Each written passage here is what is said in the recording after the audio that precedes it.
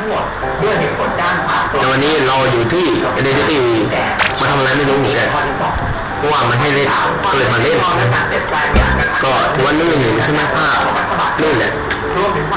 ลื่นคือเพราะว่าทำไมฮะกราฟิกนะฮะกราฟิกนะฮะมีต่ำสุดเลยก็แล้วก็มีกระตุกบ้างนิดหน่อยไม่เป็นไรหรอกแล้วคุณรู้ไหมผมเล่นระบบปฏิบัติการอะไรโฟสกินลีนุกมิ้นมันเป็นไม่ได้ไงกันลีนุกมิ้นมันเป็นไปได้ไงกันเพราะผมใช้วายนะใช้วายคือแล้วก็เอาเรื่องนี้เป็นโมให้ ChatGPT นะว่าสามารถวายเกมนี้ได้นะแต่ได้มันก็ดีละอันดับต่อไปนะคือก็ไม่ได้เล่นสภาพแล้วไม่อยากเล่นจากนะเกมอย่างนี้เล่นเคยแต่ดีเชื่อเล่นอย่างนี้ใช่ไหมต้องเล่นอย่างนี้นะเราจะเป็นคนธรรมดาเนี่ยจะได้ช่วยกันแบกนี่รูปโปรไฟล์ไอ้กิ๊กตี้จอยเกมโคตรไวเข้าเกมไปเลยตัวละครไม่ได้เยอะนะเดี๋ยวเรื่องมั่วๆตัวเค้งดีกว่าเราควรจะเลือกเป็นตัวอะไรนี่เป็นรีได้เลยใช่ไหมเป็นรีเป็นใครวะไม่ใช่หมอพยาบาลดีกว่าอะไรบ้างนี่แบบโรงงานผลิตอาวุธนะเป็นแบบ the first thing if you are new player of this game นะฮะคุณต้องเล่นเป็นสภาพคือจะมีแบบอื่นผมจะกดให้ถูกจังหวะมากที่สุดในโลกไม่งั้นผมจะโดนอุบัติเหตุเราไม่ควรจะไปพังนะเราควรเริ่มก่อนเราไปดีๆเราไปชิมใช่ไหมเลยต้องกดสตาร์ทใช่ไหม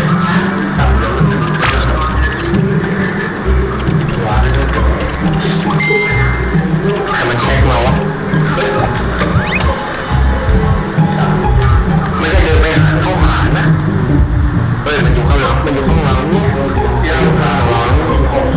ลองเดินไปสักคนก็ได้หลบหนีได้ตอนนี้คนเมื่อกี้เป็นตัวโดนนะ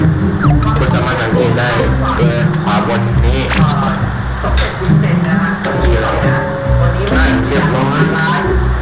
เครื่องแรกเสร็จเรียบร้อยเราควรไปใจสักหน่อยกันดีกว่าพังสักอันนี้แล้วคนพังจะได้ใช้สกิลอย่างคุ้มค่านี่ช่วยกันทำนะ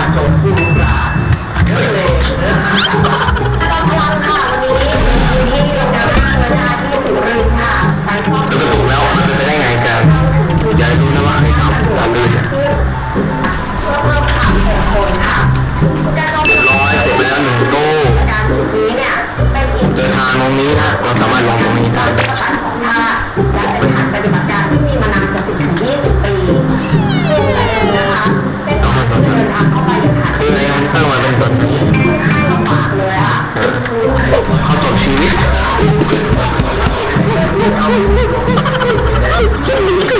ต้นนี้ก็มี3ตัวเป็นกัน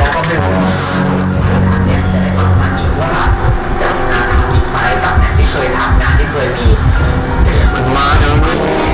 ช่วยผมหน่อยนะ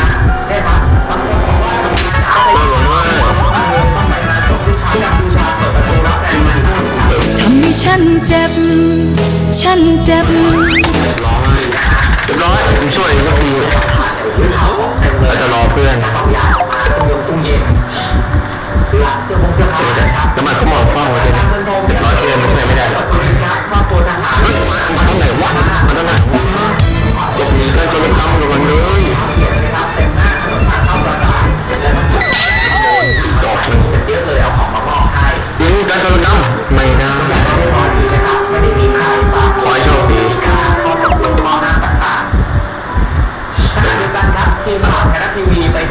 ตู้ไหนจะว่าตู้ให้เราง่ายสุดนะผมว่าเพื่อนจะมาแต่คงไม่แล้วปล่อยเขาส่งอะไรมา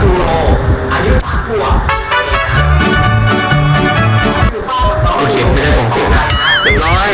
เรากำลังจะบินเหนือน่านฟ้าอันไกลโพ้น